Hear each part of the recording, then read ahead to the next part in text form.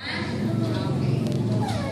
afternoon. My name is J.L. Marco Bungay, running for grade 1 representative. My parents always tell me that it's good to be of service to others, and that is what I want to do. This is why I want to be a student council grade 1 representative.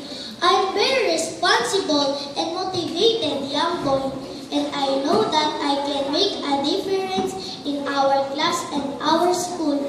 If I will be given the chance to be student council grade 1 representative, I will do my best to be of service in my own little way.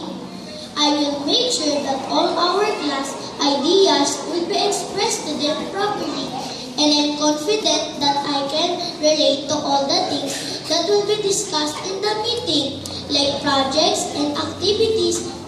So please vote for me, Gian Marco Bungay, running for grade 1 representative.